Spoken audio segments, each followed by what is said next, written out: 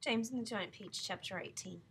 A minute later, they were out in the open, standing on the very top of the peach, near the stem, blinking their eyes in the strong sunlight and peering nervously around. What happened? Where are we?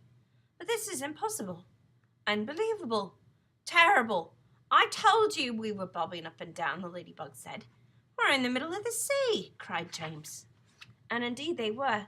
A strong current and a high wind had carried the peach so quickly away from the shore that already land was out of sight. All around them lay the vast black ocean, deep and hungry. Little waves were bibbling against the sides of the peach. But how did it happen? They cried. Where are the fields? Where are the woods? Where is England? Nobody, not even James, could understand how in the world a thing like this could have come about. Ladies and gentlemen, the old green grasshopper said, trying very hard to keep the fear and disappointment out of his voice. I am afraid that we find ourselves in a rather awkward situation. Awkward, cried the earthworm. My dear old grasshopper, we are finished. Every one of us is about to perish. I may be blind, you know, but that much I can see quite clearly. Off with my boots, shouted the centipede. I cannot swim with my boots on. I can't swim at all, cried the ladybug. Nor can I, wailed the glowworm. Nor I, said Miss Spider. None of us three girls can swim a single stroke. But you won't have to swim, said James calmly. We are floating beautifully, and sooner or later a ship is bound to come along and pick us up. They all stared at him in amazement. Are you quite sure that we're not sinking? The ladybug asked. Of course I'm sure, answered James. Go and look for yourselves. They all ran over to the side of the peach and peered down at the water below. The boy is quite right, the old green grasshopper said. We are floating beautifully. Now we all must sit down and be perfectly calm. Everything will be all right in the end. What absolute nonsense, cried the earthworm. Nothing is ever all right in the end, and well you know it. Poor earthworm, the ladybug said, whispering in James's ear. He loves to make everything into a disaster. He hates to be happy. He's only happy when he's gloomy. Now, isn't that odd? But then I suppose just being an earthworm is enough to make a person pretty gloomy, don't you agree? If this peach is not going to sink, the earthworm was saying, and if we are not about to be drowned, then every one of us is going to starve to death instead. Do you realize we haven't had a thing to eat since yesterday morning? Excuse me. By golly, he's right, cried the centipede. For once the earthworm is right. Of course I'm right, the earthworm said. We're not likely to find anything around here either. We shall get thinner and thinner and thirstier, and we shall all die a slow and grisly death from starvation. I'm dying already. I'm slowly shriveling up for want of food. Personally, I'd rather drown. But good heavens, you must be blind, said James. You know very well I'm blind, snapped the earthworm. There's no need to rub it in. Didn't mean that, said James quickly. I'm sorry, but can't you see that? See, shouted the poor earthworm. How can I see if I'm blind? James took a deep, slow breath. Can't you realize, he said patiently, that we have enough food here to last us for weeks and weeks? Where? They said. Where? Why, the peach, of course. Our whole ship is made of food. Chimpanzee house of fat, they cried. We never thought of that. My dear James, said the old green grasshopper, laying a front leg affectionately on James' shoulder. I don't know what we'd do without you. You are so clever. Ladies and gentlemen, we are saved again. We are most certainly not, said the earthworm. You must be crazy. We can't eat the ship. It's the only thing that's keeping us up.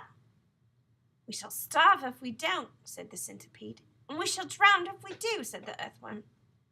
Oh dear, said the great old green grasshopper. Now we're worse off than before. Couldn't we eat just a little bit of it? Asked Miss Spider. I'm so dreadfully hungry. You can eat all you want, James answered. It would take us weeks and weeks to make any sort of a dent in this enormous peach. Surely you can see that. Good heavens, he's right again, cried the old green grasshopper, clapping his hands. It would take weeks and weeks, of course it would. Now let's not go making a lot of holes all over the deck. I think we'd better simply scoop it out of that tunnel over there, the one that we've just come up by. An excellent idea, said the ladybug. "What are you looking so worried about, Earthworm?" the centipede asked. "What's the problem?" "The problem is," the Earthworm said, "the problem is, the problem is that there's no problem." Everyone burst out laughing. "Cheer up, Earthworm," they said. "Come on and eat." And they all went over to the tunnel entrance and began scooping out great chunks of giant, juicy, golden-colored peach flesh. "Oh, marvelous," said the centipede, stuffing it into his mouth. "Delicious," said the old green grasshopper. "Just fabulous," said the glowworm. "Oh my," said the ladybug primly. "What a heavenly taste." She looked up at James and she smiled, and James smiled back at her. They sat down on the deck together, both of them chewing away happily. "You know, James," the ladybug said, "up until this moment I have never in my life tasted anything except those little green flies that live on rose bushes. They have a perfectly delightful flavor. But this peach is even better." "Isn't it glorious?" Miss Spider said, coming over to join them. "Personally, I had always thought that a big, juicy, caught-in-the-web bluebottle was the finest dinner in the world, until I tasted this." "What a flavor!" the centipede cried. "It's terrific. There's nothing like it. There never has been, and I should know because I personally have tasted all the finest foods in the world." Whereupon the centipede, with his mouth full of peach and with juice running down over his chin, suddenly burst into song. "I have eaten many a strange and scrumptious dishes in my time, like jellied gnats and dandyprats and earwigs cooked in slime, and mice with rice. They're really nice when roasted in their prime, but don't forget to sprinkle them with just a pinch of grime. I've eaten fresh mud burgers by the greatest cooks there are, and scrambled dregs and stink bugs' eggs and hornets stewed in tar, and pails of snails and lizard tails and beetles by the jar. A beetle is improved by just a splash of vinegar.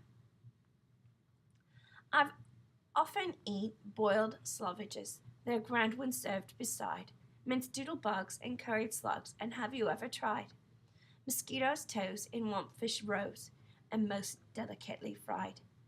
The only trouble is they disagree with my inside. I'm mad for crispy wasp stings on a piece of buttered toast, and the pickled spines of porcupines, and then a gorgeous roast of dragon's flesh, well hung, not fresh. It costs a bucket most, and comes in to you in barrels if you order it by post. I crave the tasty tentacles of octopi for tea. I like hot dogs. I love hot frogs, and surely you'll agree. A plate of soil with engine oils, a super recipe. I hardly need to mention that it's practically free. For dinner on my birthday, shall I tell you what I chose? Hot noodles made from poodles on a slice of garden hose, and a rather smelly jelly made of armadillo toes. The jelly is delicious, but you have to hold your nose. Now comes the centipede declared, the burden of my speech. These foods are rare beyond compare. Some are right out of reach. But there's no doubt I'd go without a million plates of each for one small mite, a tiny bite of this fantastic peach. Everybody was feeling happy now. The sun was shining brightly out of a soft blue sky, and the day was calm. The giant peach, with the sunlight glinting on its side, was like a massive golden ball sailing upon a silver sea.